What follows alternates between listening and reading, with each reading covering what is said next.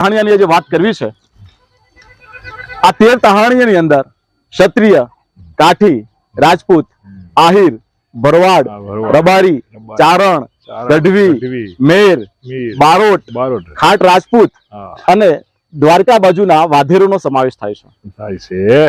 આ 13 જ્ઞાતિ એટલે 13 તહાણિયા। અને એવી જ રીતે રબારી, ભરવાડ, આહિર, ચારણ, ગઢવી, મેર અને બારોટ આ ધાબડિયા ભાઈઓ કહેવાય છે। આ બધા ધાબળી ધારણ કરતા હોવાના કારણે ધાબડિયા ભાઈઓ તરીકે ઓળખાય છે। પરંતુ 21મી સદીમાં આ લોકો હવે શિક્ષિત થયા પછી માનતા નથી। તો માધાભાઈ આપણી વચ્ચે ઉપસ્થિત છે। માધાભાઈ શું કહેવા માંગશો? વાત સાચી છે, પણ હવે ભણતર થી પછી તો કોઈ માનતો આ શું કીએ બધું ખોટું છે બધું એમ કીએ મારા બેટા। એક સમય હતો જ્યારે અશિક્ષિત લોકો વસુદેવ કુટુંબકમમાં માનતા હતા અને આજે આ શિક્ષિત થયેલા લોકોને નથી માનતા। તારે આનાથી કોઈ ફેર નથી પડતો મિત્રો।